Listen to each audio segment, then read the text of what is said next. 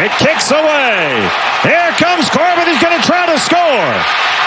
Wild throw. He's home. Here comes Marte. And they all have scored. Pressure, pressure, pressure. Love it. Mentioned the Giants lead the world in errors this season. Put the pressure on them. Make them make plays. Oh, baby, the Arizona Diamondbacks radio network, courtesy of MLB TV. I think that was Bob really at the end there. And he's right. The Giants do lead the world in errors. And, oh, baby, this is how we're going to start this party off on Twitch and YouTube, powered by First Norcal Credit Union, the Xfinity Mobile Text Line. Everybody getting out their graveyard shift. Everybody getting ready for work. All the students, all the teachers, all you Giants fans. Because I'm one, too. But this first segment, and we're going to talk to Flim at 8 o'clock. Giants fans, this is your time to call. 888-957-9570. What played out last night is what has played out all season, and it's actually played out the last 2 seasons. And I don't want to hear about, hey, you know what? They got a 500 season. They actually exceeded expectations. I don't want to hear anything about pillars in the organization. There was one youngster in that lineup yesterday. That was Patrick Bailey. Patrick Bailey. That's it. And he's promising. He's promising. Give him that. Yes. There's no Schmidt. There's no Luciano. There's no Matos. Nothing. Nothing. And you get destroyed yesterday by the Diamondbacks, a young up-and-coming team that is fun. You know, I was Steven Risotto. I don't even want to rip him, but I love Steven Risotto. He does a great job covering the SF Giants, goes to SF State. But he's talking about, Tom Verducci missed a lot of contacts. Most of the NL basically is boring. I'm basically paraphrasing what he had to say. Diamondbacks aren't boring. No. The Cubs aren't boring. No. The Cincinnati Reds aren't boring. The Dodgers sure in the hell ain't boring. The Braves aren't boring. So I don't know what he's talking about. Even the Padres, who stink, aren't boring. At least they got studs. This is a boring, run-down, stale baseball team that has quit on this organization. Alex Wood, 7 hits in 5 innings, 3 runs. Alex Cobb, we all saw the regression coming. We all saw it. Well, he's been hurt. He's been hurt, Clearly. but we saw the regression coming. All right? Scott Alexander, 4-3. I'm sorry, Shask. I'll pass the ball. No. I love it. You know what? I'm a little fired up because, and I don't care. Well, you know why? Because you care. No, I care. You do care. You do love the Giants. But it's something we've talked about all season long. It's self-righteous as Giants fans told you and I, you guys are negative. You guys need to be positive. You got to have faith. Blah, blah, blah, blah, blah, blah, blah. What do, Shasky? We keep it a buck. We keep it real. We hold these franchises to task. We want winners, to quote the great Mike Singletary. In this regime, the fact that Farhan Zaidi and Gabe Kapler's going to get another shot to run this back, I've seen enough. Wow. Get rid of all these guys. Clean house. Lion Larry Bear, as Slubman said last week. When you say the light bulb went off, well, the light bulb has gone off, Larry. The light bulb has gone off. Fans are out on this team. They're out. I can't believe the energy you're bringing this morning. Farhan Zaidi, I've had enough. Why was last night the breaking point for you? Because I've got a lot of thoughts. No, because I saw all the Giants fans. The reality came. Finally set in for a lot of people that, oh, wait, we really don't have a playoff team. Oh, wait, this team really isn't good. We wasted a year. This team really isn't entertaining. Oh, wait, they're back to 76 and 75 in the NL West in a league that has 7 playoff spots per league. And you're still on the outside looking in. It's got more of a hockey feel when it comes to the playoff participation than the old school baseball, which is fine. Like, I understand television wants more of that. Here's what I'd ask you, Beep. Go ahead. Like, we agree. There are many ways to build a baseball team, right? Right. So there are teams that are, slugger heavy. There are teams that are pitching and defense heavy. There are teams that are a little more balanced. There's give and take. Some teams are speed dependent, and they're going to try to put the ball in play. How would you categorize this regime in how they field teams? I don't even know. Not enough pitching, sloppy defense, and they don't hit enough to offset how bad their defense is. To me, you've built a flawed team pretty much a year after year after year after year, except for 2021. And 2021 was awesome. It's also on the backs of a lot of Bobby Evans and Brian Sabian's guys. And so I look at what they've done. Last night was a great example. People, the farm is so much better. And look, I know we can do this with every single draft. And our guy from the 2020 draft, Patrick Bailey, was shining this year. He's been really good. Right. But their second-round pick, Casey Schmidt, has underwhelmed. And I look at the 2019 draft, and last night you saw Corbin Carroll, a true rookie, drafted out of high school, a true rookie who's going to be an MVP candidate for the next 5 years? He's got 48 stolen bases. Okay. He's on display. While our pick, who went 6 picks higher, the Giants had 6 picks in front of Corbin Carroll. They took Hunter Bishop. Can't get out of single A.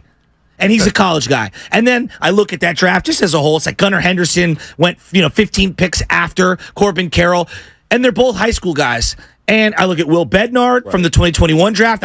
Where is he in the system? No clue. I don't know. So you can tell me about how the farm has improved, but it hasn't improved enough. And I think that's my number one thing. Your Major League roster stinks. I don't think that the prospects that you brought up are all that great. I think the pitching that you've overhyped is overpaid and garbage. Like right now, Minaya, Stripling, Wood, Cobb, pick them all. None of the real contenders is putting those guys in the top 4 of their rotation. Nope. Okay? Nope. And you can tell me, Joe, this is how baseball's played in the modern day. Not with the Astros. Not with the Braves. Not with the teams that we deem to be the elite of the elite. Heck, the Phillies. Okay? And that was a shell shock to Giants fans. The Phillies. I know what their identity is. Yep. We have a great shortstop, but we are going to mash. That's our lineup is mashers. We're going to play to our ballpark. They're going to play to their ballpark, Citizens Bank Park. Small yard. Go ahead with Castellanos. Keep going. Because a lot of Giants fans root Castellanos. I don't hear anything about that this year. No. Castellanos had a bounce back. But when I look at Haniger and I look at Conforto, Castellanos is such a better hitter than both of those guys. He offsets his defensive inefficiencies. Kyle Schwarber is such a better hitter than those guys. Those guys don't hit enough to be that bad. Mitch Haniger, that loop that fell down the line. Oh, my gosh. Set that whole inning up. Can we play this down one more time? Just to play. I want to. This is a huge juxtaposition. By the way, he 3 strikeouts yesterday. He's batting 214 on the season. Marte, Corbin Carroll. I told you about Alex Thomas. He's a really solid player. I love him. Their team is built on hitting and speed. Unbelievable speed. And it was on display on this play in particular. Patrick Bailey makes a good throw down to Wilmer Flores, who's not a third baseman. And I've said it for 3 years now. He's a first baseman and a DH. And the ball bobbles. Corbin Carroll comes home. Well, he overthrows. Let's certainly play. Okay. There they go. Bailey throw to third. It kicks away. Here comes Corbin. He's going to try to score. Wild throw. He's home. Here comes Marte. And they all have scored. Embarrassing.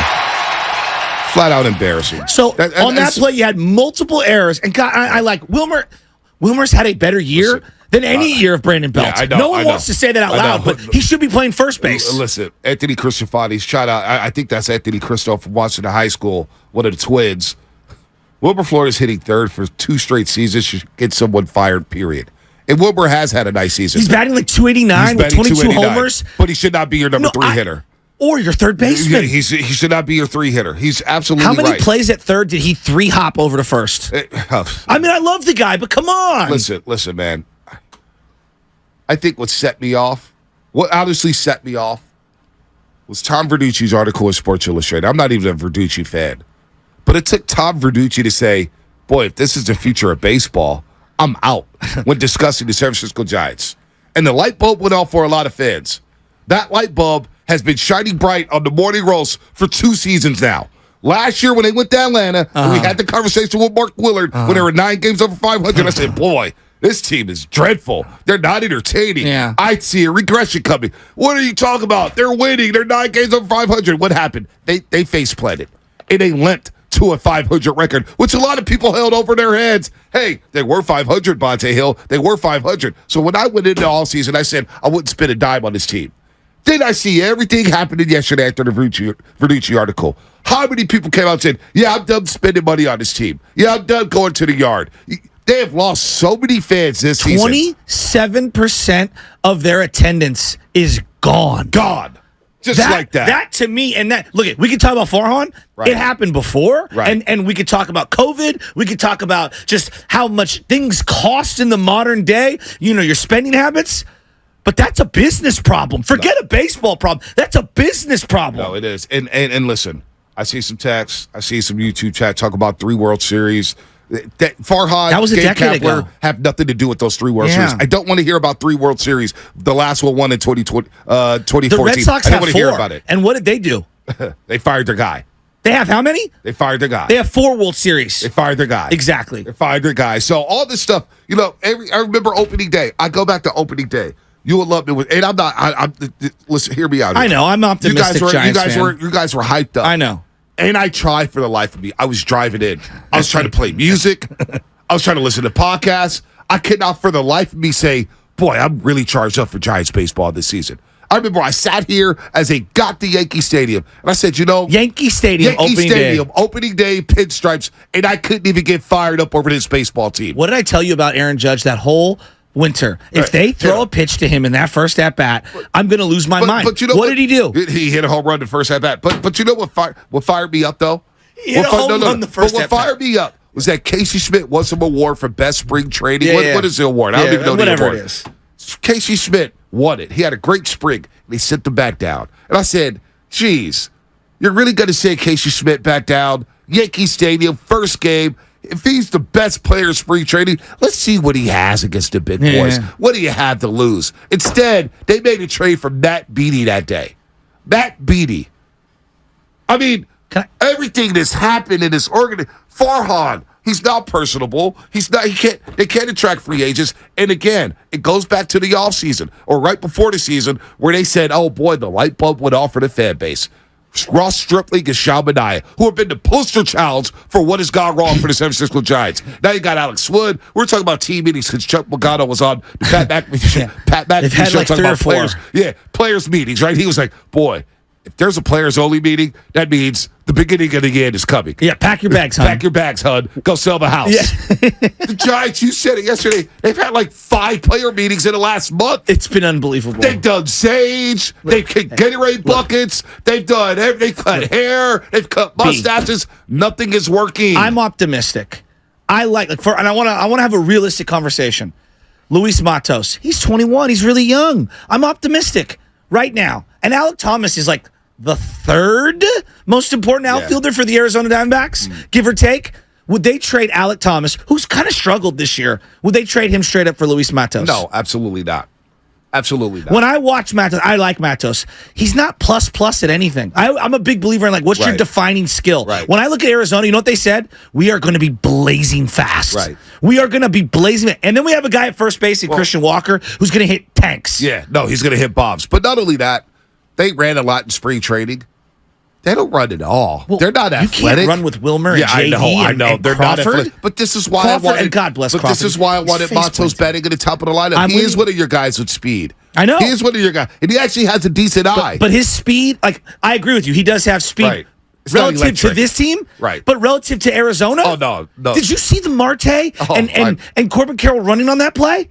It's electric. It's electricity that they're doing. And this nobility in competing while trying to. Right this year in the draft, okay, Skis went number 1, Dylan Cruz went number 2. These are college players that maybe you don't know about, whatever. And look, whiffing on Joey Bart, number 2 overall, we could talk a lot about how, only 35% of first rounders even get. When you're in the top 5, you almost have to. You've got to hit. You've got to hit those picks. And I don't want to hear anything about. Adley Rushman has changed the Orioles. So your tweet about Gunnar Henderson and Corbin people Carroll, lost their minds. People lost their minds. We do this with the 49ers and the Golden State Warriors all the time. All the time. I hear about, the Warriors should have had LaMelo Ball. The Warriors could have drafted Franz Wagner. The Warriors should have done this.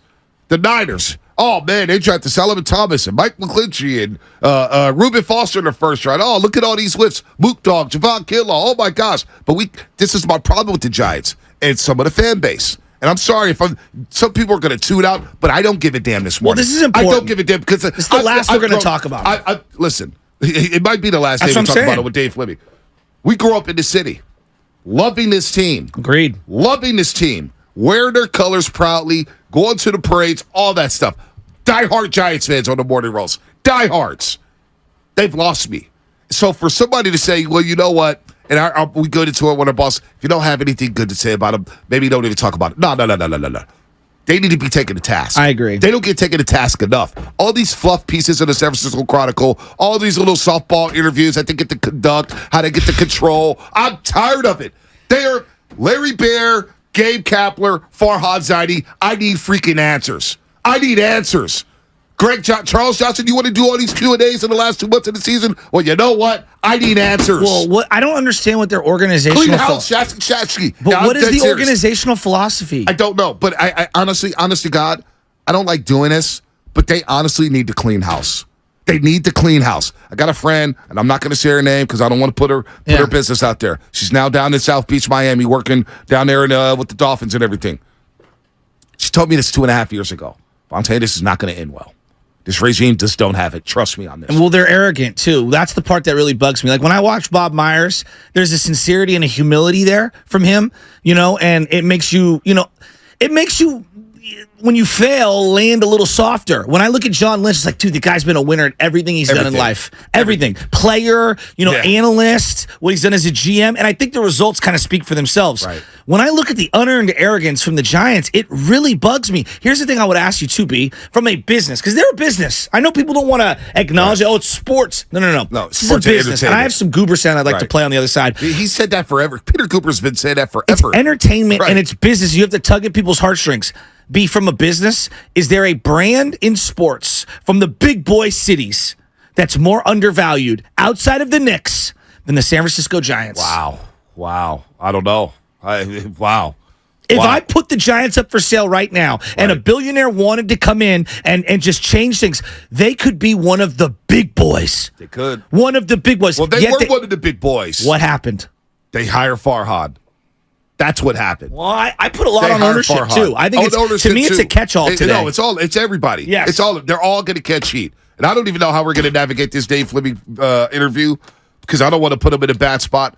But Fleming needs to know that we're unhappy. As Giants fans, we're unhappy. This is not good baseball. This was not good. This was not a good August. This has not been a good September. The players-only meetings, rubbing it in your face. It's just everything about it. You know what makes me even more sad, Saskia, I think about it? My significant other, Anna, hasn't even asked me to take her to a game this year. The casuals are out. The casuals don't even want to go. My wife had season tickets before we got married. She hasn't once asked, let's go to a game. She loves baseball. Trust me, we're going to get to the 49ers. One of her favorite players of all time. Like, she wears it all the time. The Benji Molina t-shirt. Right. She wears it all the time. She's a huge Giants fan. Her father, rest in peace, huge Giants fan. Her brother, rest in peace, huge Giants fan. She hasn't asked once this year, and she loves going to the games. And I've already seen people cape up for the Giants in the media. In the media, talk about, well, what was your expectations? They are around 500. Don't give me that. Do not insult my intelligence this morning.